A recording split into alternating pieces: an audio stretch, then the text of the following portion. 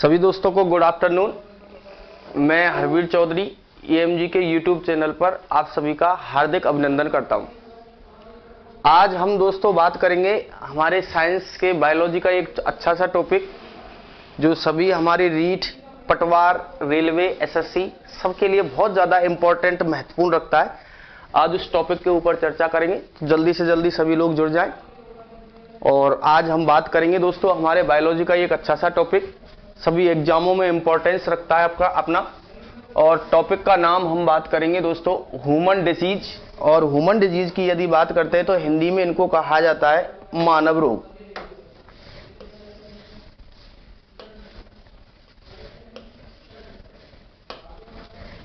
बात करेंगे दोस्तों मानव रोग।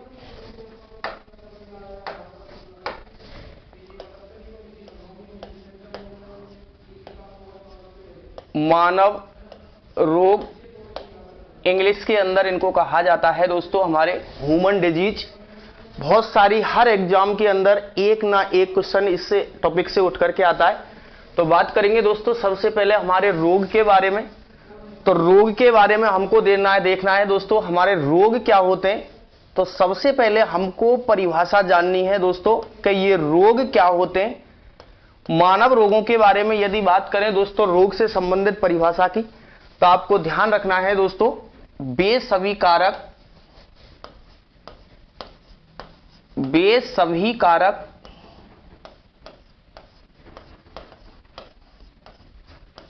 जो व्यक्ति के स्वास्थ्य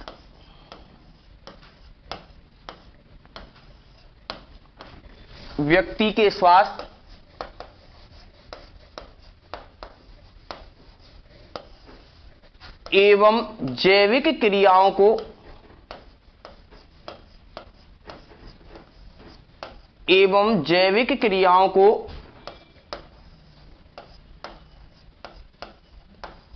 प्रभावित करते हों, बेसभी कारक जो व्यक्ति के स्वास्थ्य एवं जैविक क्रियाओं को प्रभावित करते हों क्या कहलाते हैं दोस्तों, हमारे रोग कहलाते हैं। रोग की यदि बात करें दोस्तों तो बेसभी कारक जो हमारे आदमी या व्यक्ति के शरीर के स्वास्थ्य और उसकी जैविक क्रियाओं को प्रभावित करते हो, उन सभी कारकों को दोस्तों क्या कहा जाता है, रोग। रोग से दोस्तों हम जैसे ही आगे बढ़ते हैं तो हमारी साइंस के अंदर पूछा जाता है दोस्तों रोगों का अध्ययन विज्ञान की कौन सी शाखा में किया जाता है। रोगों का अध्ययन जिस विज्ञान की शाखा के अंदर करते हैं दोस्तों, उस शाखा को हमारी साइंस की भाषा में एक नाम दिया जाता है दोस्तों, जिसको कहा जाता है हमारी पैथोलॉजी शाखा। और पैथोलॉजी हमारी विज्ञान की वो शाखा होती है जिसके अंदर दोस्तों किनका अध्ययन किया जाता है, हमारे रोगों का। साथ ही साथ दोस्तों हमको आगे बढ़ना है। आपसे यदि पूछा जाए रोग विज्ञान का जनक किसको कहा जाता है, रोग विज्ञान का जनक, और ध्यान रखना है दोस्तों रोग विज्ञान का जनक और रोग विज्ञान के जनक के आपको ध्यान रखना है, एक हमारे व्यक्ति हैं जिनका नाम है दोस्तों रुडोल्फ विर्चो। और रुडोल्फ विर्चो को दोस्तों रोग विज्ञान का क्या कहा जाता है, हमारा जनक। बात करेंगे रोग, बेसभी कारक जो व्यक्ति के स्वास्थ्य और उसकी जैविक क्रियाओं को प्रभावित करते हों, उनको हम रोग कहते हैं। रोगों का अध्ययन विज्ञान की जिस शाखा में किया जाता है उसे पैथोलॉजी। और रोग विज्ञान का जनक किसको कहा जाता है दोस्तों, हमारे रुडोल्फ विर्चो।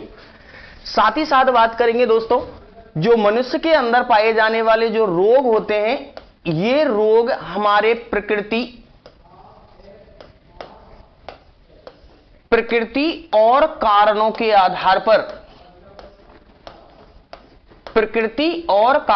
आधार पर इन रोगों को दोस्तों कितने भागों में बांटा गया है, हमारे दो भागों में। दो प्रकार के होते हैं दोस्तों इसकी प्रकृति और कारणों के आधार पर। पहले रोगों की यदि बात करें दोस्तों, तो आपको ध्यान रखना है पहले प्रकार के जो रोग होते हैं उन रोगों को एक नाम दिया जाता है दोस्तों, जिनको कहा जाता है हमारे जन्मजात रोग। जन्मजात रोग, और इन्हीं रोगों को दोस्तों एक और उपनाम दिया जाता है जिनको कहा जाता है हमारे आनुवांशिकी रोग। जन्मजात रोग, या इन्हीं को एक नाम और दिया जाता है दोस्तों, जिनको कौन से रोग कहा जाता है हमारे आनुवांशिक रोग। साथ ही साथ यदि दूसरे रोगों की बात करें दोस्तों, तो दूसरे रोगों को हम एक नाम देते हैं दोस्तों, जिनको कहा जाता है हमारे उपार्जित रोग। एक तो होते हैं दोस्तों हमारे जन्मजात रोग, और दूसरे प्रकार के जो रोग होते उन रोगों को एक नाम दिया जाता है दोस्तों, जिनको कहा जाता है हमारे उपार्जित रोग। यदि हम दोस्तों डिस्कस करें हमारे जन्मजात रोगों की, तो आपको ध्यान रखना है दोस्तों जन्मजात रोग कौन से होते हैं। ऐसे रोग जो मनुष्य में जन्म से ही पैदा होते हों। जब हमारे मनुष्य या शिशु का जन्म होता है, तो शिशु के जन्म के समय जो रोग पैदा होते हैं उन रोगों को जन्मजात रोग कहा जाता है।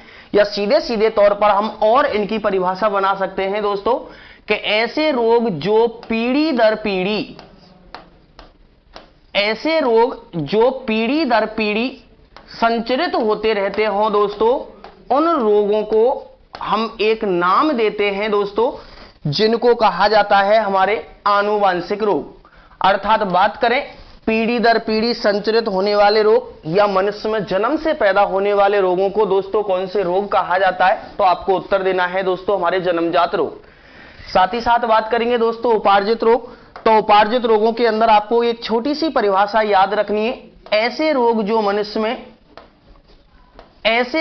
मनुष्य में जन्म के बाद उत्पन्न होते हों दोस्तों, उन रोगों को हम एक नाम देते हैं, जिनको कौन से रोग कहा जाता है हमारे जन्मजात रोग। प्रकृति और कारणों के आधार पर दोस्तों दो प्रकार के, एक रोग होता है हमारा जन्मजात जिनको कहा जाता है आनुवंशिक रोग, और दूसरे जो रोग होते हैं उन रोगों को नाम दिया जाता है हमारे उपार्जित रोग। मनुष्य में जन्म से पैदा होने वाले रोग या पीढ़ी दर पीढ़ी संचरित होने वाले रोगों को हम नाम देते हैं, जिनको आनुवंशिक रोग या कौन से रोग कहा जाता है हमारे जन्मजात। और मनुष्य में जन्म के बाद उत्पन्न होने वाले रोगों को एक नाम देते हैं, जिनको कौन से रोग कहा जाता है दोस्तों हमारे उपार्जित। यदि बात करें दोस्तों हमारी एग्जाम की दृष्टि से, तो सर्वाधिक जो हमारी मोस्ट इंपॉर्टेंट जो अब की रीट 2021 के अंदर दोस्तों जो हमारे क्वेश्चन पूछे गए थे, ये हमारे उपार्जित रोग, और उपार्जित रोगों के अंदर भी इसके प्रकारों से क्वेश्चन पूछे गए थे। जीवाणु जनित रोग, तो हमको दोस्तों पहले पढ़ना है हमारे उपार्जित रोग, जिसमें हमको रोग पढ़ेंगे, रोग का वाहक पढ़ेंगे, किस जीवाणु के कारण होता है, किसके कारण ये फैलता है, साथ ही साथ इनके उपचार की विधियों के बारे में पढ़ेंगे। तो आगे बढ़ते हैं दोस्तों हमारे रोगों के बारे में। तो सबसे पहले हमको पढ़ना है दोस्तों उपार्जित रोग। और उपार्जित रोग दोस्तों आपको ध्यान रखना है कि मनुष्य के अंदर जो जन्म के बाद पैदा होने वाले जो हमारे उपार्जित जो रोग होते हैं दोस्तों, इन उपार्जित रोगों को भी दोस्तों कितने भागों में बांटा गया है दोस्तों, हमारे दो भागों में। मनुष्य में जो उपार्जित रोग होते हैं दोस्तों, ये भी हमारे दो प्रकार के होते हैं दोस्तों, इनको दो भागों में बांटा गया है।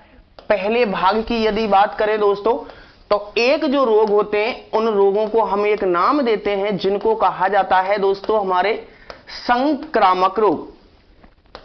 पहले रोग होते हैं दोस्तों हमारे संक्रामक, और दूसरे यदि रोगों की बात करें दोस्तों, तो उन रोगों को हम एक नाम देते हैं दोस्तों, जिनको कौन से रोग कहा जाता है, तो आपको उत्तर देना है दोस्तों। दूसरे प्रकार के हमारे रोग होते हैं, उन रोगों को कौन से रोग कहा जाता है, हमारे असंक्रामक रोग। उपार्जित रोग जो मनुष्य में जन्म के बाद पैदा होते हो, वो हमारे दो भाग के होते हैं दोस्तों, दो प्रकार के होते हैं।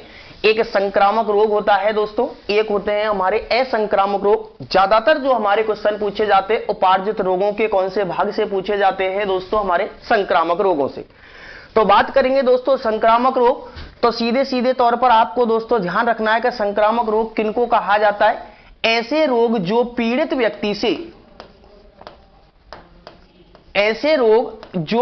व्यक्ति से या पीड़ित रोगी से ऐसे रोग जो पीड़ित व्यक्ति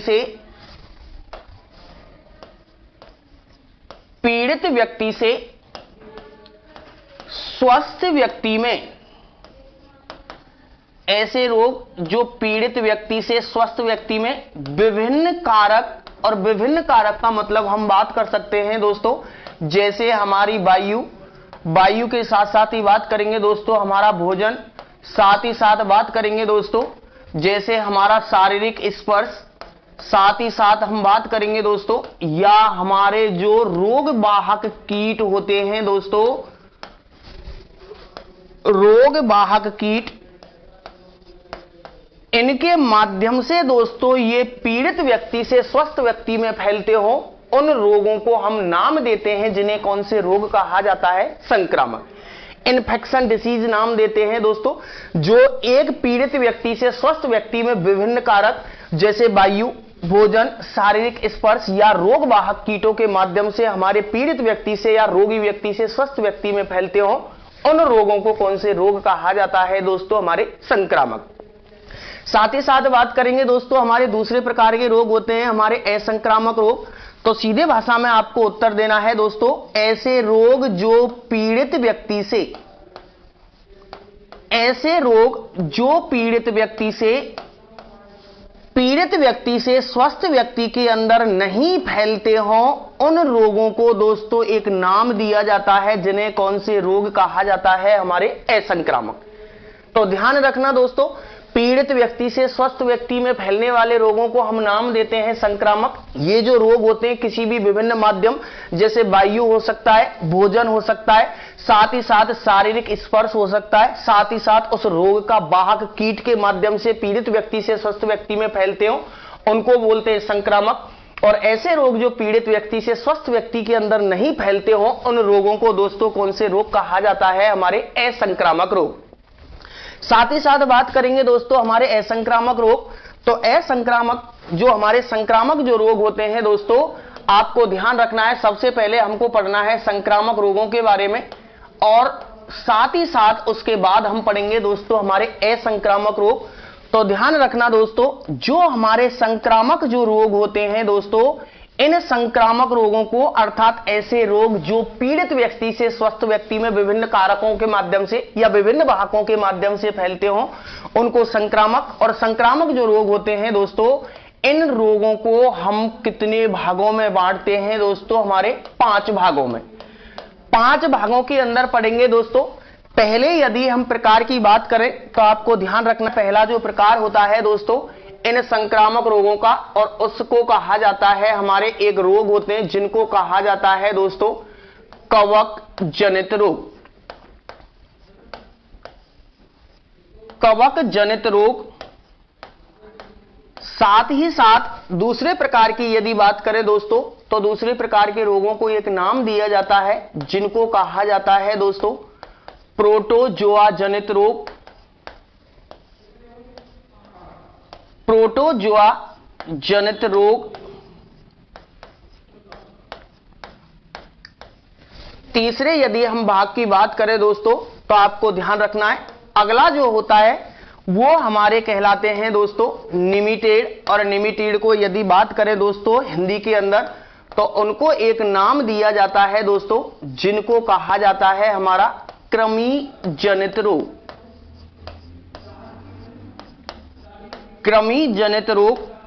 चौथे यदि भाग की बात करें दोस्तों, चौथे प्रकारों की, तो ध्यान रखना दोस्तों, अगले जो हमारे रोग होते हैं उन रोगों को एक नाम दिया जाता है जिनको कहा जाता है दोस्तों हमारे जीवाणु जनित रोग। और अंतिम 5वें भाग की यदि बात करें दोस्तों, तो उन रोगों को एक नाम दिया जाता है दोस्तों जिनको कहा जाता है दोस्तों हमारे विषाणु जनित रोग। तो देखो दोस्तों, हमारे जो संक्रामक जो रोग होते हैं ये 5 प्रकार के होते हैं, अर्थात इनको हम 5 भागों में बांट सकते हैं। पहले होते हैं हमारे फंगस, अर्थात कवक जनित रोग होते हैं। दूसरे प्रकार के जो रोग होते हैं उनको कहा जाता है प्रोटोजोआ। तीसरे प्रकार के जो रोग होते हैं उनको कहा जाता है कृमि जनित। साथ ही साथ रीट 2021 के अंदर जो क्वेश्चन पूछे गए थे दोस्तों, हमारे रीट 2021 के अंदर जो क्वेश्चन पूछे गए थे दोस्तों, ये हमारे जीवाणु जनित रोगों से पूछे गए थे। 4 रोगों के नाम दे दिए थे और उनके जीवाणुओं को आपस में सुमेलित करना था दोस्तों हमारे एग्जाम में। तो जो क्वेश्चन पूछे थे जीवाणु, साथ ही साथ अगले जो अंतिम हमारे प्रकार के जो रोग होते हैं उन रोगों को क्या कहा जाता है दोस्तों, हमारे विषाणु। अब हमको दोस्तों एक एक प्रकार के इन रोगों को, इनके कवक के बारे में, इनके वाहक के बारे में, साथ ही साथ ये कौन से अंग को प्रभावित करते हैं, तो इन सभी को हमको आगे पढ़ना है दोस्तों। तो सबसे पहले हमको ध्यान रखना है दोस्तों, पहला हम टॉपिक पढ़ेंगे दोस्तों हमारा कवक जनित रोग। मानव शरीर में ऐसे कौन कौन से रोग होते हैं दोस्तों जो कवक के कारण फैलते हैं, अर्थात कौन कौन से रोग होते हैं जिनको हम कवक जनित रोग कहा जाता है। कवक जनित रोग, कवक जनित रोग। कवक जनित रोगों को पढ़ने से पहले दोस्तों हर एग्जाम के अंदर ज्यादातर जो क्वेश्चन पूछे जाते हैं वो पूछा जाता है दोस्तों कि कवकों का अध्ययन विज्ञान की कौन सी शाखा में किया जाता है। तो ध्यान रखना दोस्तों, कवकों का अध्ययन विज्ञान की जिस शाखा के अंदर किया जाता है उस शाखा को एक नाम दिया जाता है दोस्तों, जिसे एक हमारी बायोलॉजी की शाखा नाम देते हैं जिसे कहा जाता है माइकोलॉजी। और माइकोलॉजी विज्ञान की वो शाखा होती है जिसके अंदर किसका अध्ययन किया जाता है दोस्तों, हमारे कवकों का। तो कवक के अध्ययन की जो शाखा होती है दोस्तों माइकोलॉजी कहलाती है। साथ ही साथ बहुत इंपॉर्टेंट क्वेश्चन जो हमारी रेलवे की दृष्टि से आपसे पूछा जाएगा दोस्तों, कवकों का जनक किसको कहा जाता है। तो ध्यान रखना दोस्तों, कवकों का जो जनक कहा जाता है दोस्तों, ये कवकों का जनक एक व्यक्ति है जिनका नाम है दोस्तों माईचिली। और माईचिली को दोस्तों कवकों का क्या कहा जाता है दोस्तों, हमारा जनक। कवकों का अध्ययन विज्ञान की जिस शाखा में करते हैं उसको माइकोलॉजी, और कवकों का जनक किसको कहते हैं, तो आपको उत्तर देना है माईचिली नामक व्यक्ति को कवकों का जनक कहा जाता है। लेकिन हमको दोस्तों बात करनी है कि मानव शरीर में ऐसे कौन कौन से रोग होते हैं जो कवक के कारण, और कौन से रोग का कौन सा कवक होता है। तो केवल ही केवल आपको ध्यान रखना है दोस्तों, एक छोटी सी ट्रिक के माध्यम से आप कवक जनित रोगों को आसानी से याद कर सकते हैं। और केवल ही केवल आपको ध्यान रखना है दोस्तों एक छोटी सी लाइन, और छोटी सी लाइन में आपको ध्यान रखना है गंजा दामाद, गंजा दामाद खाए फ्रूट। गंजा दामाद खाए फ्रूट। अब इस लाइन के अंदर प्रत्येक जो वर्ड है दोस्तों ये हमारे एक रोग को प्रदर्शित करता है, और ये सभी रोग किससे जनित रोग कहलाते हैं, हमारे कवक से। देखो दोस्तों बात करेंगे, सबसे पहले एक शब्द है दोस्तों हमारा गंजा। तो ध्यान रखना दोस्तों इसका एक रोग नाम बन रहा है दोस्तों, और उस रोग को हम एक नाम देते हैं दोस्तों जिसे कहा जाता है हमारा गंजापन। तो गंजापन जो रोग होता है ये किससे जनित रोग कहलाता है दोस्तों, हमारे कवक। साथ ही साथ बात करेंगे दोस्तों दामा, और दामा से एक शब्द बन रहा है दोस्तों जिसे कहा जाता है हमारा दमा, जिसको और यदि बात करें तो इसी बीमारी को एक और नाम दिया जाता है दोस्तों जिसे किसकी बीमारी भी कहा जाता है, हमारी अस्थमा। तो दामा से बन रहा है दोस्तों दमा, दमा या अस्थमा। साथ ही साथ बात करेंगे दय, और इसी दय वाले शब्द से दोस्तों आपको एक रोग का नाम याद रखना है जिसको हम एक नाम देते हैं जिसे क्या कहा जाता है दोस्तों, हमारा दाद। साथ ही साथ बात करेंगे दोस्तों खाए, और खाए से एक दोस्तों हमारे रोग का नाम है जिसे कहा जाता है दोस्तों खाज, खाज या खुजली। और खाज या खुजली ये भी हमारी जो बीमारी होती है दोस्तों ये किससे जनित बीमारी कहलाती है, तब आपको आंसर देना है दोस्तों कवक जनित। साथ ही साथ दोस्तों आपको ध्यान रखना है फ्रूट, और फ्रूट से दोस्तों हमारी एक बीमारी होती है जिसे कहा जाता है दोस्तों एथली फुट। एथली फुट, और एथली फुट के बारे में आपको ध्यान रखना है कि फ्रूट से जो बीमारी का नाम बनता है दोस्तों उसे कहा जाता है हमारा एथली फुट। तो ध्यान रखना दोस्तों 5 रोगों के नाम आपकी डिस्प्ले पर दिख रहे हैं दोस्तों। एक तो होता है हमारा गंजापन, एक होता है दमा जिसको अस्थमा कहते हैं, साथ ही साथ दाद, साथ ही साथ खाए से खाज या खुजली, और फ्रूट से आपको ध्यान रखना एथली फुट। तो ये समस्त जो रोग होते हैं दोस्तों, ये सभी रोग हमारे किससे जनित रोग कहलाते हैं, कवक जनित। यदि आपसे पूछे बताओ ये रोग कैसे होते हैं, तो आपको उत्तर देना है कि कवक जनित रोग होते हैं। और कवक जनित रोग कौन से रोगों के प्रकार होते हैं, तो उत्तर देना है दोस्तों हमारे इन्फेक्शन डिसीज, जिनको कहा जाता है हमारे संक्रामक रोग। तो संक्रामक रोगों के पहले भाग को पढ़ रहे हैं दोस्तों, कवक जनित रोग। तो ध्यान रखना, कवकों का जो अध्ययन होता है विज्ञान की जिस शाखा में करते हैं उसको कहा जाता है माइकोलॉजी। कवक विज्ञान का जनक कहा जाता है दोस्तों माइचिली। साथ ही साथ कवक जनित रोगों को आपको याद रखना है एक हमारी शॉर्ट ट्रिक के माध्यम से, गंजा दामाद खाए फ्रूट। गंजा से आपको याद रखना है गंजापन। दामा से एक रोग है दोस्तों हमारा दमा, जिसको कहा जाता है अस्थमा। दे से यदि बात करें तो एक रोग होता है दोस्तों दाद। खाए से यदि बात करें इसको खाज या खुजली कहा जाता है। और फ्रूट से दोस्तों एक शब्द बन रहा है, एक रोग बन रहा है जिसका नाम है दोस्तों हमारा एथली फुट।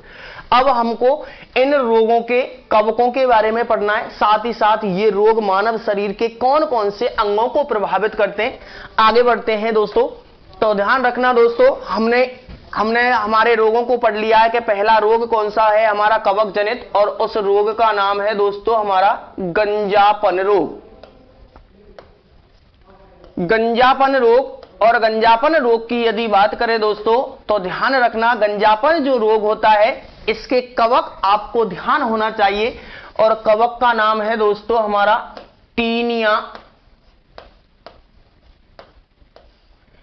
Taenia capitis.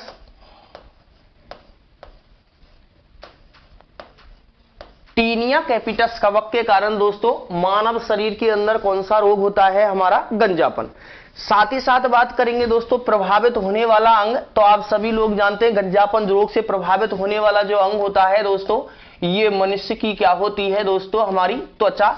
अर्थात टीनिया कैपिटस जो कवक होता है ये त्वचा के अंदर जब प्रवेश कर जाता है तो हमारे जो सर की जो त्वचा होती है नरम हो जाती है। साथ ही साथ इसके अंदर इन्फेक्शन होना प्रारंभ हो जाता है, और धीरे धीरे व्यक्ति के जो बाल होते हैं दोस्तों ये झड़ जाते हैं, और व्यक्ति कौन से रोग से ग्रसित हो जाता है हमारे गंजापन। साथ ही साथ बात करेंगे दोस्तों दूसरे प्रकार का रोग, और मैंने आपको बताया गंजा दामाद। दा से यदि बात करें तो एक रोग होता है दोस्तों जिसे कहा जाता है दमा, और दमा को ही हमारी साइंस की भाषा के अंदर एक और नाम देते हैं दोस्तों, जिसे कौन सा रोग कहा जाता है हमारा अस्थमा। यदि बात करें दोस्तों अस्थमा या दमा रोग का कवक कौन सा होता है, तो आपको ध्यान रखना है दोस्तों दमा या अस्थमा रोग का जो कवक होता है दोस्तों उसे कहा जाता है टाइको। दमा या अस्थमा रोग का वाहक, और आपको ध्यान रखना है एस्पार्जिलिस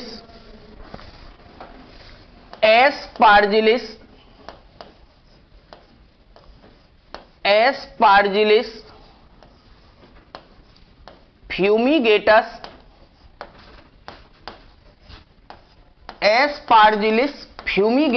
और एस्पार्जिलिस फ्यूमिगेटस जो कवक होता है दोस्तों ये हमारे कौन से रोग का कवक होता है हमारे दमा। बात करेंगे दोस्तों एस्पार्जिलिस फ्यूमिगेटस जो कवक होता है ये हमारी श्वास नली के अंदर प्रवेश करके अपने स्पारो बना लेता है, जिससे व्यक्ति को सांस लेने में दिक्कत आती है।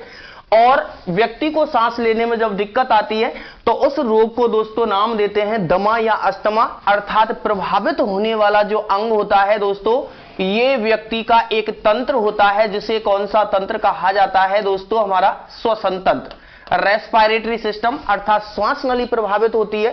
साथ ही साथ तीसरे प्रकार की रोग की यदि बात करें दोस्तों तो मैंने आपको बताया था गंजा दामाद। दे से यदि बात करें तो एक हमारा रोग होता है जिसे कौन सा रोग कहा जाता है दोस्तों हमारा दाद। यदि आपको आगे बढ़ते हैं दोस्तों तो दाद के कवक की जब बात करते हैं तो आपको ध्यान रखना इसका एक कवक होता है जिसे कहा जाता है टाइकोफाइटोन।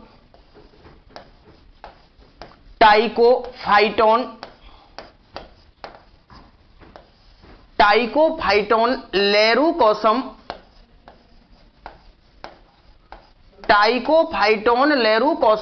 और टाइकोफाइटोन लेरुकोसम जो कवक होता है दोस्तों ये हमारी त्वचा के अंदर प्रवेश कर जाता है। लाल लाल हमारी त्वचा पर चकत्ते बन जाते हैं और छोटे छोटे घाव बन जाते हैं, उस रोग को कहा जाता है दाद। अर्थात प्रभावित होने वाला जो अंग होता है ये मनुष्य का क्या होता है दोस्तों, उसकी स्किन, और स्किन बोले तो क्या होती है दोस्तों, त्वचा। साथ ही साथ बात करेंगे दोस्तों चौथे प्रकार के रोग की, तो आपको ध्यान रखना है, एक हमारा रोग मैंने आपको बताया था खाए, और खाए से एक बीमारी होती है खाज, और इसी को दोस्तों और क्या कहा जाता है, हमारी खुजली, खाज या खुजली। और आपको ध्यान रखना है खाज या खुजली के कवक, और खाज या खुजली के कवक की यदि बात करें दोस्तों तो इसका कवक होता है दोस्तों हमारा, इसका कवक आपको याद रखना है दोस्तों एस्केरिस, एकेरस, एकेरस इसके बीज, और एकेरस इसके बीज जो कवक होता है दोस्तों, इस एकेरस इसके बीज कवक के कारण दोस्तों मनुष्य के अंदर कौन सा रोग होता है, खाज या खुजली, त्वचा के अंदर प्रवेश हो जाता है, जिससे मानव शरीर के अंदर त्वचा या खुजली की जो तंत्रिकाएं होती हैं, जो नर्व्स होते हैं, एक्टिव हो जाते हैं, और व्यक्ति को खाज या खुजली जैसा रोग हो जाता है दोस्तों। एकेरस इसके बीज कवक के कारण होता है, अर्थात प्रभावित होने वाला जो अंग होता है ये मनुष्य का कौन सा होता है दोस्तों, हमारी त्वचा। साथ ही साथ अंतिम यदि रोग की बात करें दोस्तों, तो अंतिम रोग मैंने आपको बताया था दोस्तों, उस रोग को एक नाम दिया जाता है दोस्तों एथली फुट, एथली फुट। और एथली फुट की यदि बात करें दोस्तों इसके कवक की, तो ध्यान रखना दोस्तों इसका जो कवक होता है उस कवक को कहा जाता है हमारा टीनिया पेडिस, और टीनिया पेडिस कवक के कारण मानव शरीर के अंदर जो रोग होता है दोस्तों उस रोग को क्या कहा जाता है, एथली फुट। गांव के अंदर आपने देखा होगा जो औरतों की जो या किसी मनुष्य की आपने देखे होंगे जो एडियां होती हैं, बीमारियां फटने लग जाती हैं, उस रोग को कहा जाता है एथली फुट।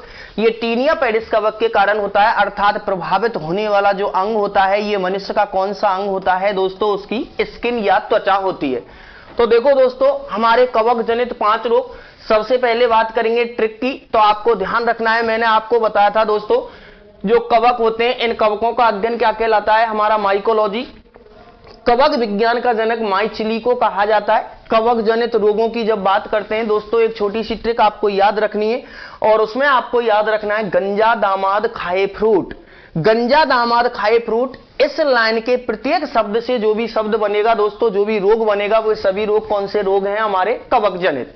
बात करेंगे गंजा से होता है दोस्तों हमारा गंजापन, दामा से एक शब्द बन रहा है दमा, या जिसको हम अस्थमा की बीमारी भी कहते हैं। दै से यदि बात करें दोस्तों दाद, खाए से बात करें तो दोस्तों खाज या खुजली, और फ्रूट से जब बात करते हैं तो एक बीमारी होती है जिसे क्या कहा जाता है, हमारा एथली फुट।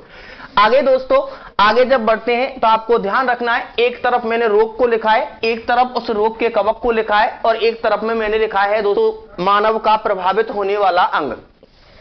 बात करेंगे दोस्तों हमारे पहले रोग की गंजापन, जिसको कहा जाता है दोस्तों हमारा गंजापन रोग। और गंजापन रोग की यदि बात करें दोस्तों तो इसका कवक होता है टीनिया कैपिटस। टीनिया कैपिटस जो कवक होता है दोस्तों इसके कारण गंजापन रोग होता है, और प्रभावित होने वाला जो अंग होता है वो मनुष्य की क्या होती है दोस्तों, त्वचा। साथ ही साथ बात करेंगे दमा, दमा जो रोग होता है इसको हम अस्थमा भी कहते हैं दोस्तों। इसका कवक आपके सामने लिखा हुआ है एस्पार्जिलिस फ्यूमिगेटस, और एस्पार्जिलिस फ्यूमिगेटस कवक के कारण दमा या अस्थमा रोग होता है, जिसमें मनुष्य का कौन सा तंत्र प्रभावित होता है, श्वसन तंत्र। साथ ही साथ बात करेंगे दाद, दाद का जो कवक होता है आपको याद रखना है टाइकोफाइटोन लेरुकोसम, और टाइकोफाइटोन लेरुकोसम जो कवक होता है जब त्वचा के अंदर प्रवेश कर जाता है तो हमारी त्वचा पर लाल लाल चट्टे बन जाते हैं, जिसे हम दाद की बीमारी कहते हैं। और साथ ही साथ बात करेंगे प्रभावित होने वाला जो अंग होता है वो मनुष्य का कौन सा होता है, त्वचा। खाज या खुजली की जब बात करते हैं तो ध्यान रखना दोस्तों इसके कवक का एकेरस इसके बीच, और एकेरस इसके बीच जो कवक होता है ये खाज या खुजली वाले रोग के लिए उत्तरदायी होता है। और इस खाज और खुजली वाले रोग के अंदर मनुष्य की क्या प्रभावित होती है दोस्तों, स्किन या त्वचा। साथ ही साथ एथली फुट जिसका कवक होता है टीनिया पेडिस, और साथ ही साथ बात करेंगे दोस्तों एथली फुट के कारण जो प्रभावित होने वाला जो रोग होता है वो मनुष्य की क्या होती है, त्वचा। तो सीधे तौर पर आपको ध्यान रखना है कि ज्यादातर जो हमारे कवक जनित जो रोग होते हैं ये मनुष्य की स्किन या त्वचा को प्रभावित करते हैं। केवल ही दमा या अस्थमा एक ऐसा बीमारी या ऐसा रोग होता है जो मनुष्य की श्वास नली या किसको प्रभावित करता है दोस्तों, हमारे श्वसन तंत्र। तो हमने दोस्तों संक्रामक रोगों के पहले भाग, संक्रामक रोग कौन से होते हैं, ऐसे रोग जो पीड़ित व्यक्ति से स्वस्थ व्यक्ति में विभिन्न माध्यमों के माध्यम से फैलते हों, जैसे भोजन हो, पानी हो, साथ ही साथ भोजन, शारीरिक स्पर्श या रोगवाहक कीट के कारण फैलते हो, उनको संक्रामक। और संक्रामक रोगों को दोस्तों 5 भागों में बांटा है, जिनका पहला भाग मैंने आपको बता चुका हूं दोस्तों, कवक जनित रोग, साथ ही साथ उसका कवक और प्रभावित होने वाला अंग। साथ ही साथ बात करेंगे दोस्तों संक्रामक रोगों के दूसरे भाग की, और दूसरे प्रकार के जो रोग होते हैं दोस्तों, उनको नाम दिया जाता है प्रोटोजोआ जनित रोग।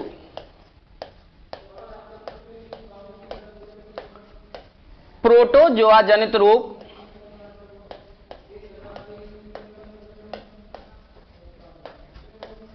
प्रोटोजोआ जनित रोग। बात करेंगे दोस्तों हमारे मानव शरीर के अंदर ऐसे कौन कौन से रोग होते हैं जो प्रोटोजोआ के कारण फैलते हैं, अर्थात परजीवी के कारण फैलने वाले जो रोग हैं वो कौन कौन से रोग हैं। तो आपको केवल ही केवल दोस्तों एक छोटी सी ट्रिक याद करनी है, उससे हमारे समस्त प्रोटोजोआ जनित रोग आसानी से हम याद कर सकते हैं। और केवल ही केवल आपको याद रखना है दोस्तों, नीम पे काला सांप। नीम पे काला सांप। अब इस लाइन का प्रत्येक जो वर्ड है दोस्तों, ये प्रत्येक वर्ड हमारे रोग को प्रदर्शित करता है। ये सभी रोग कौन से रोग कहलाते हैं, हमारे परजीवी जनित, जिनको इंग्लिश में कौन से जनित कहा जाता है, प्रोटोजोआ जनित। बात करेंगे दोस्तों, पहला हमारा एक रोग है दोस्तों, पहला शब्द है नी, और नी से आपको ध्यान रखना है, एक बीमारी या एक रोग होता है दोस्तों, उस रोग को नाम दिया जाता है हमारा निद्रा रोग। और इसी निद्रा रोग को दोस्तों और एक उपनाम दिया जाता है जिसे कहा जाता है सोने की बीमारी। सोने की बीमारी। और सोने की बीमारी को ही दोस्तों आपको ध्यान रखना है, इसे और कौन सा रोग कहा जाता है, हमारा निद्रा रोग। साथ ही साथ बात करेंगे दोस्तों, अगला हमारा एक शब्द है एम, और एम में से यदि बात करें दोस्तों तो एक रोग होता है, उस रोग को एक नाम दिया जाता है दोस्तों, उस रोग को कहा जाता है हमारा मलेरिया। तो मलेरिया रोग किससे फैलने वाला रोग होता है, तो आपको उत्तर देना है प्रोटोजोआ जनित। साथ ही साथ ध्यान रखना है दोस्तों, पे से आपको एक लाइन, एक रोग का नाम याद रखना है जिसे कहा जाता है पेचिस। लेकिन आजकल जो एग्जामिनर होता है दोस्तों, ये पेचिस रोग का एक और नाम देता है जिसे कहा जाता है अमीबिएसिस रोग। अमीबिएसिस रोग। और अमीबिएसिस रोग को ही दोस्तों कौन सा रोग कहा जाता है, तो आपको उत्तर क्या देना है, हमारा पेचिस रोग। साथ ही साथ बात करेंगे दोस्तों, एक शब्द है हमारा काला, और काला से आपको ध्यान रखना है दोस्तों एक रोग का नाम जिसे कहा जाता है हमारा दोस्तों काला ज्वर। साथ ही साथ दोस्तों ध्यान रखना है पैफोर एक हमारा रोग होता है जिसको एक नाम दिया जाता है जिसे कहा जाता है दोस्तों हमारा पायरिया। तो देखो दोस्तों, हमारे पास प्रोटोजोआ जनित रोगों की एक ट्रिक लिखी हुई है, नीम पे काला सांप। बहुत सारी ट्रिकें, पापा काम पे सोते हैं या नीम पे काला सांप, तो इन ट्रिकों के माध्यम से हम आसानी से दोस्तों रोगों के नामों को याद कर सकते हैं। बात करेंगे नीफोर एक रोग होता है दोस्तों जिसे निद्रा रोग, जिसको सोने की बीमारी कहा जाता है। मैफोर एक रोग होता है दोस्तों जिसे कहा जाता है हमारा मलेरिया। पेफोर एक रोग होता है जिसे कहा जाता है पेचिस, इसी रोग को अमीबिएसिस रोग भी कहा जाता है। काला से आपको ध्यान रखना है दोस्तों काला ज्वर। और पैसे यदि बात करें दोस्तों तो एक रोग होता है जिसे क्या कहा जाता है, हमारा पायरिया। अब हमको दोस्तों इन रोगों के बारे में, साथ ही साथ कौन कौन सा इसका प्रोटोजोआ होता है और ये कौन से अंग को प्रभावित करते हैं, तो आगे बढ़ते हैं दोस्तों। हमारे सबसे पहले बात करेंगे दोस्तों, एक तरफ हमको डाल लेना है दोस्तों हमारे रोग, एक तरफ डालना है दोस्तों इस रोग का प्रोटोजोआ या परजीवी, और एक तरफ देखना है दोस्तों हमको मानव के ये कौन से अंग को प्रभावित करते हैं।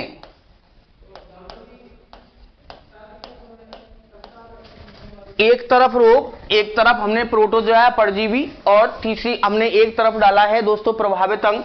सबसे पहले बात करेंगे दोस्तों हमारे पहले रोग की, जिस रोग को एक नाम दिया जाता है दोस्तों निद्रा रोग। और इसी निद्रा रोग को दोस्तों एक नाम और देते हैं सोने की बीमारी। साथ ही साथ बात करेंगे दोस्तों इसके प्रोटोजोआ, जो ज्यादातर एग्जामों के अंदर पूछा जाता है, कौन से परजीवी के कारण निद्रा रोग होता है। तो आपको केवल ही केवल ध्यान रखना है दोस्तों, निद्रा रोग का एक परजीवी होता है दोस्तों जिसे कहा जाता है हमारा ट्रिपनोसोमा। ट्रिपनोसोमा परजीवी के कारण दोस्तों कौन सा रोग होता है, निद्रा रोग। इस रोग के अंदर क्या होता है, व्यक्ति को तेज नींद के साथ अत्यधिक बुखार आता है, व्यक्ति को बहुत ज्यादा नींद आती है, साथ ही साथ फीवर होता है, उसको बुखार आता है। अर्थात यदि बात करें दोस्तों कि ट्रिपनोसोमा जो हमारा ये परजीवी होता है, इससे निद्रा रोग होता है, ये मनुष्य के कौन से अंग को प्रभावित करता है। तो केवल ही केवल आपको ध्यान रखना है दोस्तों, ये मनुष्य का एक अंग होता है दोस्तों जिसे कहा जाता है नर्वस सिस्टम। और नर्वस सिस्टम की यदि बात करें दोस्तों तो हिंदी के अंदर इसे कौन सा नाम दिया जाता है, हमारा तंत्रिका तंत्र। या आप बात करें दोस्तों तो किसी किसी बुक के अंदर तंत्रिका तंत्र यदि आपके ऑप्शन में नहीं आता है तो आपको ध्यान रखना है ये मनुष्य के कौन से अंग को प्रभावित करता है दोस्तों, मस्तिष्क, जिसको क्या कहा जाता है, हमारा ब्रेन। साथ ही साथ बात करेंगे दोस्तों दूसरे प्रकार की रोग की, नीम से यदि बात करें तो मैफोर दोस्तों एक रोग होता है जिसे क्या कहा जाता है, हमारा मलेरिया रोग, जिसे कहा जाता है दोस्तों हमारा मलेरिया रोग। ज्यादातर सभी एग्जाम के अंदर ज्यादातर मलेरिया रोग को पूछा जाता है दोस्तों। यदि आपसे पूछा जाए मलेरिया रोग का परजीवी या कौन से प्रोटोजोआ के कारण होता है, तो ज्यादातर सभी लोग जानते हैं दोस्तों कि मलेरिया जो रोग होता है ये होता है दोस्तों एक परजीवी के कारण जिसे कहा जाता है प्लाज्मोडियम।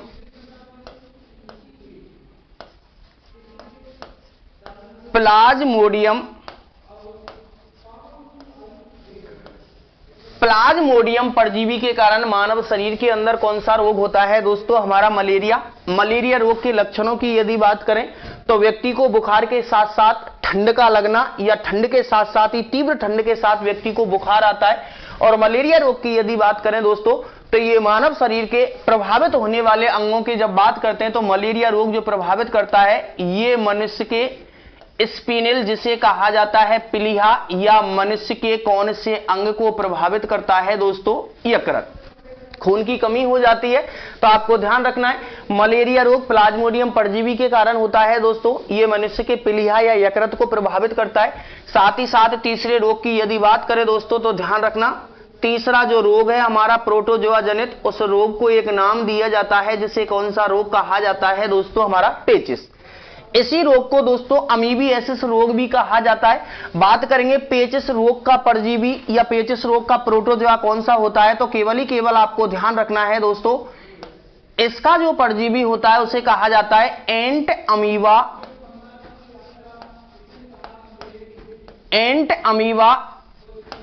हिस्टोलाइटिका परजीवी। और एंट अमीबा हिस्टोलाइटिका जो परजीवी होता है दोस्तों, ये एंट अमीबा हिस्टोलाइटिका परजीवी के कारण मानव शरीर के अंदर कौन सा रोग होता है दोस्तों, हमारा पेचिस।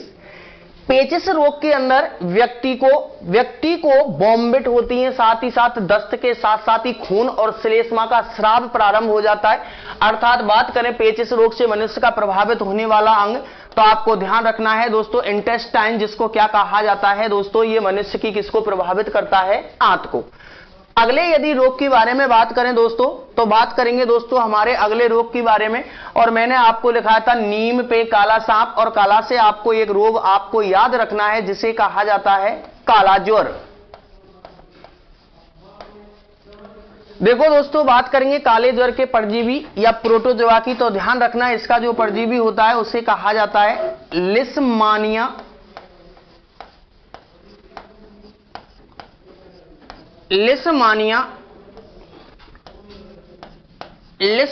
डोनोवानी। और लिस्मानिया डोनोवानी जो परजीवी होता है इसके कारण मानव शरीर के अंदर एक रोग होता है जिसे क्या कहा जाता है दोस्तों, हमारा काला ज्वर।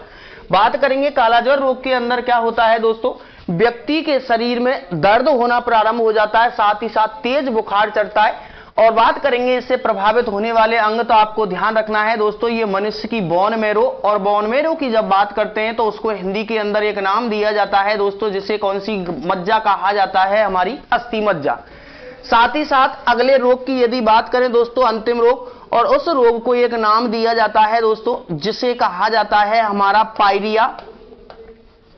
पायरिया रोग की जब बात करते हैं तो बात आती है दोस्तों पायरिया रोग के परजीवी की, तो केवल ही केवल आपको ध्यान रखना है इसका परजीवी, जिसे कहा जाता है एंट अमीबा। एंट अमीबा जिंजीवेलिस। एंट अमीबा जिंजीवेलिस और एंट अमीबा जिंजीवेलिस परजीवी के कारण मानव शरीर के अंदर कौन सा रोग होता है दोस्तों? पायरिया। और आप सभी लोग जानते हैं मसूड़ों से खून और पस का बाहर निकलना पायरिया रोग कहलाता है, अर्थात प्रभावित होने वाला जो अंग होता है ये मनुष्य के क्या होते हैं दोस्तों? हमारे मसूड़े। तो देखो दोस्तों आपकी स्क्रीन पर हमारे जो प्रोटोजोआ या हमारे परजीवी जनित रोग लिखे हुए हैं 5 होते हैं दोस्तों। मैंने आपको ट्रिक लिखाई थी परजीवी जनित रोगों को याद करने की। नीम पे काला सांप, नी4 होता है निद्रा रोग जिसे सोने की बीमारी कहा जाता है। मैफोर एक रोग होता है दोस्तों हमारा मलेरिया। बात करेंगे पेफोर एक रोग होता है पेचिस जिसको अमीबियासिस रोग भी कहा जाता है। काला से बात करें काला ज्वर, और पैसे जब बात करते हैं दोस्तों तो हमारा अंतिम एक प्रोटोजोआ जनित रोग होता है जिसे कहा जाता है पायरिया। बात करेंगे दोस्तों इनके हमारे कौन कौन से प्रोटोजोआ कौन कौन से परजीवी के कारण ये रोग हमारे मानव शरीर के अंदर होते हैं या ये प्रारंभ होते हैं। तो ध्यान रखना पहला रोग होता है निद्रा रोग, और निद्रा रोग को कहा जाता है सोने की बीमारी। सोने की बीमारी क्यों कहते हैं दोस्तों? क्योंकि जो परजीवी होता है ये हमारा ट्रिपनासोमा जो परजीवी होता है, ये ट्रिपनासोमा परजीवी जो होता है इस परजीवी का जो या इस रोग का जो वाहक होता है एक हमारी दोस्तों जो हमारी मक्खी होती है, और उस मक्खी का नाम भी बहुत ज्यादा पूछा जाता है दोस्तों, जिसे कहा जाता है हमारी सीसी मक्खी। जो सीसी जो मक्खी होती है जब आदमी को काट लेती है तो ट्रिपनासोमा जो परजीवी हमारे शरीर के अंदर प्रवेश कर जाता है, जिससे व्यक्ति को तेज बुखार के साथ साथ ही नींद आना प्रारंभ हो जाता है। इसलिए इस रोग को कहा जाता है निद्रा रोग या सोने की बीमारी। और प्रभावित होने वाला जो अंग होता है यह मनुष्य का तंत्रिका तंत्र या क्या होता है दोस्तों? ब्रेन। साथ ही साथ बात करेंगे दोस्तों हमारे मलेरिया रोग। मलेरिया जो रोग होता है प्लाज्मोडियम परजीवी के कारण होता है, लेकिन बहुत बार हर एग्जाम के अंदर ज्यादातर पूछा जाता है मलेरिया रोग का वाहक कौन सा होता है। तो आपको ध्यान रखना है दोस्तों एक हमारी जो मच्छर होता है उसका नाम होता है मादा एनाफिलीज मच्छर। मादा एनाफिलीज मच्छर, और मादा एनाफिलीज मच्छर के कारण दोस्तों हमारे शरीर के अंदर प्लाज्मोडियम परजीवी प्रवेश कर जाता है, अर्थात जब मादा एनाफिलीज मच्छर जब काट लेता है तो व्यक्ति के शरीर के अंदर प्लाज्मोडियम परजीवी प्रवेश कर जाता है, जिससे व्यक्ति को मलेरिया रोग। और मलेरिया रोग के अंदर होता क्या है? व्यक्ति को तेज ठंड के साथ साथ ही बुखार आता है, खून की कमी हो जाती है, अर्थात प्रभावित होने वाला जो अंग होता है वो उसका पिलिया स्पिनिल या क्या होता है दोस्तों? यकृत। साथ ही साथ बात करेंगे दोस्तों पेचिस की जब बात करते हैं तो इसको कहा जाता है अमीबियासिस रोग। ध्यान रखना दोस्तों इसका जो परजीवी होता है उसका नाम होता है एंट अमीबा हिस्टोलाइट का परजीवी। थोड़ा सा लंबा नाम है लेकिन एक दो बार जब आप याद करोगे तो आसानी से बोल सकते हैं।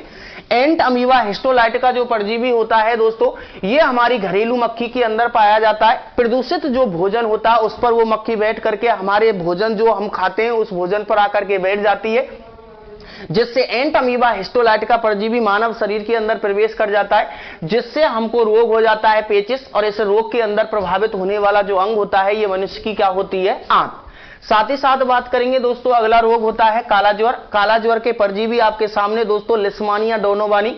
और ध्यान रखना दोस्तों ज्यादातर पूछा जाता है इसका वाहक, तो ध्यान रखना एक मक्खी होती है दोस्तों, और उस मक्खी को एक नाम दिया जाता है दोस्तों हमारा सैंड फ्लू। और सैंड फ्लू की यदि बात करें दोस्तों तो इस मक्खी को हमारी हिंदी भाषा के अंदर एक नाम दिया जाता है। सैंड फ्लू को कहा जाता है दोस्तों हमारी बालू मक्खी। और बालू मक्खी जो होती है ये कौन से रोग की वाहक होती है? तब आपको उत्तर क्या देना है दोस्तों? हमारा काला ज्वर। व्यक्ति के शरीर में दर्द के साथ साथ ही बुखार आना प्रारंभ हो जाता है, साथ ही साथ खून की कमी हो जाती है। और सभी लोग जानते हैं कि वयस्क मनुष्य के अंदर खून का निर्माण या आरबीसी का जो निर्माण होता है वो उसकी बोन मैरो है, अस्थि मज्जा। अर्थात काला ज्वर के अंदर प्रभावित होने वाला जो अंग होता है वो उसकी क्या होती है दोस्तों? Bone marrow. साथ ही साथ बात करेंगे अगले अंतिम रोग की पायरिया। और पायरिया की जब बात करते हैं दोस्तों तो ध्यान रखना इस पायरिया रोग का जो परजीवी होता है उसे कहा जाता है एंट अमीबा जिंजीवेलिस। एंट अमीबा हिस्टोलाइट का परजीवी तो होता है पेचिस का, और एंट अमीबा जिंजीवैलिस जो परजीवी होता है दोस्तों ये हमारे पायरिया रोग का परजीवी होता है। साथ ही साथ दोस्तों ध्यान रखना, इस रोग के अंदर व्यक्ति के मसूड़ों से खून और पस का निकलना प्रारंभ हो जाता है। इसलिए इस बात करेंगे प्रभावित अंग की, तो मनुष्य के कौन सा अंग प्रभावित पायरिया रोग के अंदर होता है, तो आपको उत्तर क्या करना है दोस्तों, हमारा मसूड़े। साथ ही साथ दोस्तों मलेरिया रोग से बहुत अच्छे अच्छे क्वेश्चन पूछे जाते हैं, इसलिए हम मलेरिया रोग के बारे में थोड़ा सा और एक्स्ट्रा पढ़ते हैं। यदि आपसे पूछा जाए दोस्तों कि जो हमारा मलेरिया जो शब्द है,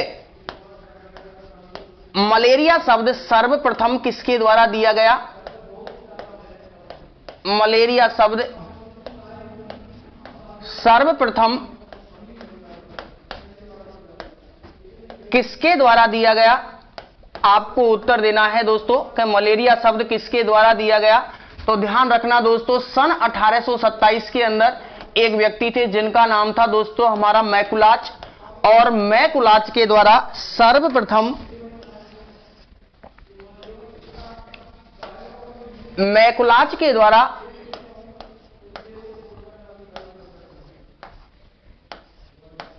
मैकुलाच के द्वारा सर्वप्रथम सन 1827 में कौन सा शब्द दिया गया था दोस्तों, हमारा मलेरिया। आगे यदि हम बात करें दोस्तों हमारे मलेरिया से, तो बहुत अच्छा क्वेश्चन पूछा जाता है दोस्तों कि जो मलेरिया का परजीवी होता है जिसका नाम होता है प्लाज्मोडियम परजीवी। प्लाज्मोडियम परजीवी, और प्लाज्मोडियम परजीवी की खोज सर्वप्रथम किसके द्वारा की गई? तो ध्यान रखना दोस्तों, प्लाज्मोडियम परजीवी की जो खोज की गई थी, ये आपको याद रखना है दोस्तों कि प्लाज्मोडियम परजीवी की जो खोज की गई थी ये सन 1880 के अंदर एक व्यक्ति थे जिनका नाम था दोस्तों हमारा लेबरन, और लेबरन के द्वारा सर्वप्रथम प्लाज्मोडियम परजीवी को खोजा गया। जबकि मलेरिया जो शब्द दिया था ये सर्वप्रथम सन 1827 में किसके द्वारा दिया गया था दोस्तों, हमारे मैकुलाच। साथ ही साथ दोस्तों हमारी रेलवे के अंदर सर्वाधिक पूछा गया क्वेश्चन है कि रोनाल्ड रॉस किससे संबंधित है। अर्थात ध्यान रखना दोस्तों कि जो हमारा मादा एनाफिलीज मच्छर होता है, इस मादा एनाफिलीज मच्छर के काटने पर, मादा एनाफिलीज मच्छर के काटने पर मलेरिया रोग होने की जो पुष्टि व्यक्त की थी दोस्तों, अर्थात सबसे पहले किसने बताया था कि मादा एनाफिलीज मच्छर के काटने पर मलेरिया रोग होता है, ये जो पुष्टि जो प्रस्तुत की गई थी दोस्तों सन 1887 के अंदर एक व्यक्ति थे जिनका नाम था दोस्तों रोनाल्ड रॉस, और रोनाल्ड रॉस के द्वारा सर्वप्रथम बताया गया था दोस्तों कि मादा एनाफिलीज मच्छर के काटने पर मानव शरीर के अंदर मलेरिया रोग होता है। तो आपको उत्तर करना है रोनाल्ड रॉस। तो ध्यान रखना दोस्तों, मलेरिया शब्द सबसे पहले सन 1827 में मैकुलाच के द्वारा, प्लाज्मोडियम परजीवी की खोज सन 1880 के अंदर लेबरन के द्वारा, और सबसे पहले मादा एनाफिलीज मच्छर के काटने पर मलेरिया रोग होने की जो पुष्टि प्रस्तुत की गई थी सन 1887 के अंदर दोस्तों हमारे रोनाल्ड रॉस व्यक्ति के द्वारा। तो ज्यादातर पूछा जाता है रोनाल्ड रॉस किससे संबंधित है, तब आपको आंसर क्या करना है दोस्तों, हमारा मलेरिया। आगे यदि दोस्तों हमारे मलेरिया से बात करें तो बहुत अच्छा क्वेश्चन पूछा जाता है मलेरिया रोग के उपचार में,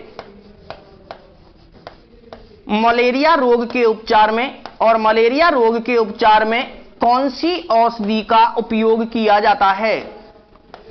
मलेरिया रोग के उपचार में प्रयुक्त औषधि, और आप लोगों को ध्यान रखना है दोस्तों कि जो प्रयुक्त जो औषधि है उस औषधि का नाम है दोस्तों हमारी कुनेन,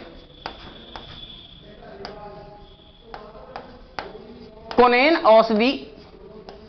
और कुनेन औषधि का जो उपयोग किया जाता है दोस्तों, इस कुनेन औषधि का उपयोग कौन से रोग के उपचार में किया जाता है, तो आपको आंसर करना है मलेरिया। अर्थात मलेरिया रोग के उपचार में कुनेन औषधि का उपयोग किया जाता है। कुनेन से जब बात करते हैं तो ध्यान रखना दोस्तों, एक हमारा पादप होता है जिसे कहा जाता है हमारा सिनकोना, और इस सिनकोना पादप की छाल से, सिनकोना पादप की छाल से सिनकोना पादप की छाल से जिस औषधि को बनाया जाता है उस औषधि का नाम क्या है? क्विनोन। और इस क्विनोन का जो उपयोग किया जाता है किस रोग के उपचार में किया जाता है दोस्तों? हमारा मलेरिया। साथ ही साथ दोस्तों एक और क्वेश्चन पूछा जाता है, मलेरिया रोग में प्रयुक्त औषधि, तब केवल आपको ध्यान रखना है दोस्तों एक औषधि होती है जिसे कहा जाता है क्लोरोक्विन। और इस क्लोरोक्विन औषधि का जो उपयोग किया जाता है ये कौन से रोग के उपचार में किया जाता है? तब आपको आंसर क्या करना है दोस्तों? हमारा मलेरिया रोग। तो ध्यान रखना दोस्तों, मलेरिया शब्द सबसे पहले सन 1827 के अंदर मैकुलाच के द्वारा दिया गया। प्लाज्मोडियम परजीवी की खोज सन 1880 के अंदर लेबरन के द्वारा दी गई। मादा एनाफिलीज मच्छर के काटने पर मलेरिया रोग होने की जो पुष्टि जो व्यक्त की गई थी सन 1887 में रोनाल्ड रॉस के द्वारा। मलेरिया रोग के उपचार में प्रयुक्त औषधि होती है क्विनोन औषधि। और इस क्विनोन औषधि को दोस्तों कौन से पादप की छाल से प्राप्त किया जाता है? हमारे सिनकोना। साथ ही साथ मलेरिया रोग के उपचार में कौन सी औषधि का उपयोग किया जाता है? तब आपको उत्तर देना है दोस्तों कि क्लोरोक्विन जो औषधि होती है इसका उपचार मलेरिया रोग के उपचार में किया जाता है।